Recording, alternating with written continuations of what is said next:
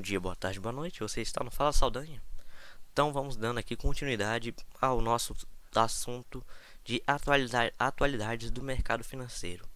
Sem mais delongas, aqui iremos falar sobre o tópico: o dinheiro na era digital, blockchain, Bitcoin e demais criptomoedas. Blockchain é a tecnologia que permite o registro de informações de forma segura. Através dela, ocorre a transferência de valores digitalmente, mesmo sem a intermediação de instituições financeiras. Devido ao seu nível de segurança, não há necessidade da confiança entre terceiros para as transações. Essa tecnologia pode ter outras funções, como a utilização na indústria, para que a cadeia produtiva seja mais passível de rastreamento e suas informações fiquem registradas de forma imutável, e ainda para que seus dados não se percam. Tudo pode ser registrado na blockchain, pois sua composição se assemelha a uma grande biblioteca, e a chave pública pode ser comparada a pastas de arquivos. Para utilizar seus recursos, os usuários devem possuir um endereço na própria blockchain. Bitcoin. Bitcoin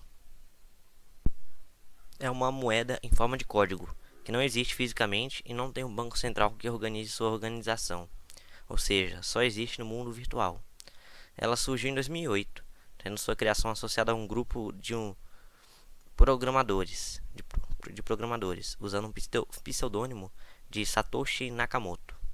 Para isso, seus criadores utilizaram a sonda do processamento de seus computadores para acelerar tal ação, pois um computador apenas levaria aproximadamente um ano para a realização de uma fração de Bitcoin.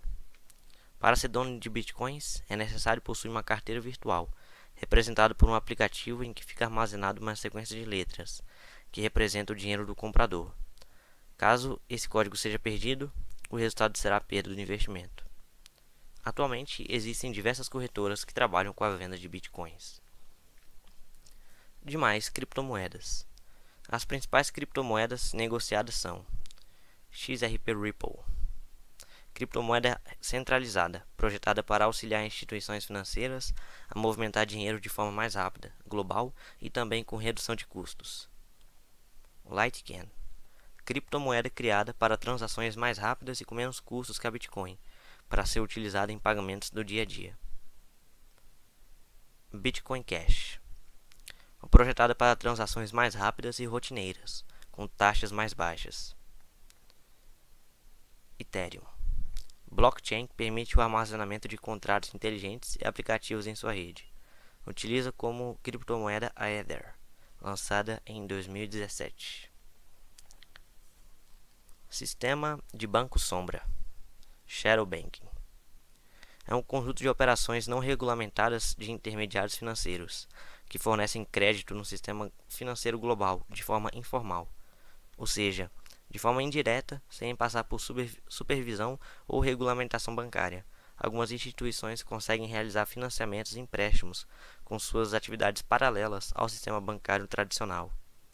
Operações desse tipo oferecem maiores riscos de mercado, visto que, na maior parte das vezes, não possuem uma garantia de capital reserva, o que não impediu seu crescimento a nível global, de modo que se estima que há quase 100 trilhões de dólares circulam em ativos financeiros desse tipo, tornando-o importante e relevante na estrutura financeira global, como fornecedor de capital e crédito para investidores e corporações.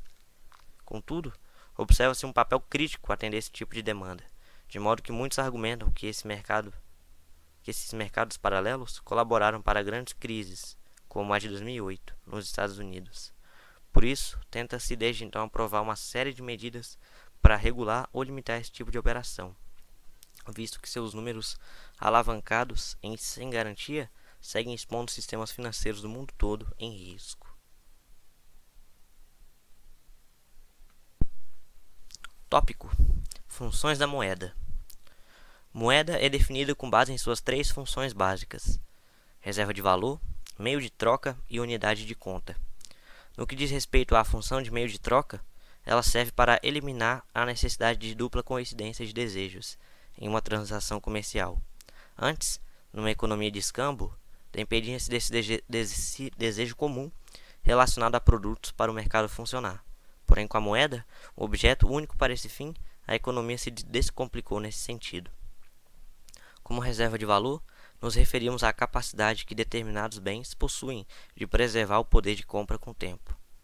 Quem troca algum bem pela moeda pode usar tal moeda em troca de outros bens.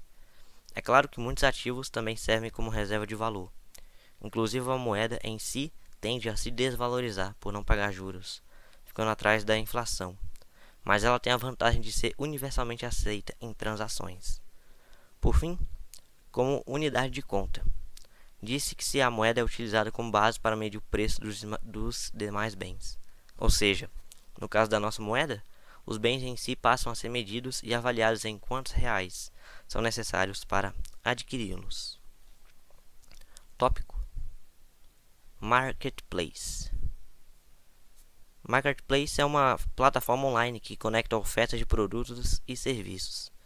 Ela reúne vendedores e prestadores de serviço em um único lugar, onde clientes podem acessar e fazer suas compras. Basicamente, Marketplace é um shopping center online. Um marketplace oferece vantagens para todos os envolvidos. Primeiramente, o fornecedor da plataforma vende produtos sem precisar se preocupar em possuir tais produtos, visto que recebe comissão sobre a venda dos lojistas cadastrados. Em segundo lugar, os lojistas e fornecedores têm acesso a uma vitrine online, com preços acessíveis de assinatura, onde podem expor seus produtos para o Brasil e o mundo, excluindo muitas vezes a necessidade de lojas físicas, por exemplo, e eliminando boa parte dos custos. E por fim, o cliente tem acesso a um universo de possibilidades nesses shopping centers no conforto do lar. As plataformas de venda do tipo revolucionaram a maneira de se fazer compras e vender online. Tópico: correspondentes bancários. São empresas contratadas por instituições financeiras autorizadas pelo Banco Central para prestar serviços para seus clientes. São como agentes intermediários entre as instituições bancárias e clientes que buscam crédito. Entre as mais conhecidas estão lotéricas, fintechs, lojas de crédito e empréstimo pessoal. Ou seja, não são bancos, mas prestadores de serviços financeiros diversos e regulamentados para simplificar processos tradicionais. Tópico: arranjos de pagamentos. Conjunto de procedimentos e regras que regem e disciplinam a prestação de serviços de pagamento ao público. Essas regras simplificam as transações financeiras que usam dinheiro eletrônico. Por exemplo, um cliente só consegue pagar uma conta com um cartão de determinada bandeira de crédito, pois o fornecedor possui uma máquina que aceita tal bandeira. Tópico: sistema de pagamentos instantâneos, PIX. Sistema de pagamentos e transferências desenvolvido pelo Banco Central do Brasil. As transações realizadas através dele são instantâneas, acontecendo no máximo em 10 segundos. Funciona 24 horas por dia, todos os dias do ano, inclusive finais de semana e feriados. As transações podem ocorrer entre pessoas físicas, pessoas jurídicas. Pessoas jurídicas e entre órgãos públicos para pagamentos de impostos e taxas. A intenção é integrar o sistema bancário. Assim, as transferências poderão ocorrer entre diferentes instituições. Para fazer um PIX, é necessário ter uma conta aberta em banco, numa fintech ou em uma instituição de pagamento. Será criada uma chave com alguns dados, utilizados dentro da própria conta bancária. Diferença entre PIX e outros meios de transferência e de pagamento. O PIX foi criado para ser um meio de pagamento bastante amplo. Qualquer pagamento ou transferência que hoje é feito usando diferentes meios, TED, cartão, boleto, etc., poderá ser feito com PIX, simplesmente com o uso do aparelho celular. As transferências tradicionais no Brasil são entre contas da mesma instituição, transferência simples, ou entre contas de instituições diferentes, TED e DOC. O PIX é mais uma opção disponível à população que convive com os tipos tradicionais. A diferença é que, com PIX, não é necessário saber onde a outra pessoa tem conta. Você realiza a transferência a partir, por exemplo, de um telefone na sua lista de contatos, usando a chave PIX. Outra diferença é que o PIX não tem limite de horário, nem de dia da semana, e os recursos são disponibilizados ao recebedor em poucos segundos. O PIX funciona 24 horas, 7 dias por semana, entre quaisquer bancos, de banco para fintech, de fintech para instituição de pagamento, entre outros.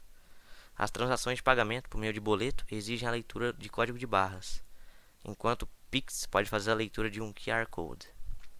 A diferença é que, no Pix, a liquidação é em tempo real. O pagador e o recebedor são notificados a respeito da conclusão da transação e o pagamento pode ser feito em qualquer dia e horário. As transações de pagamento utilizando cartão de débito exigem o uso de maquininhas ou instrumento similar. Com o Pix, as transações podem ser iniciadas por meio do telefone celular, sem a necessidade de qualquer outro instrumento. O Pix tende a ter um custo de aceitação menor por sua estrutura ter menos intermediários.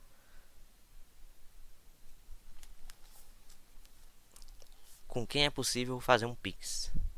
O Pix pode ser utilizado para transferências e pagamentos entre pessoas, transações P2P, person to person, entre pessoas e estabelecimentos comerciais, incluindo comércio eletrônico, transações P2B, person to business, entre estabelecimentos como pagamentos de fornecedores, por exemplo, transações B2B, business to business, para transferências envolvendo entes governamentais, como pagamentos de taxas e impostos, transações P2G e B2G, person to government e business to government. Limite de valor nas transações. Não há limite mínimo para pagamentos ou transferências via Pix. Isso quer dizer que você pode fazer transações a partir de 1 centavo.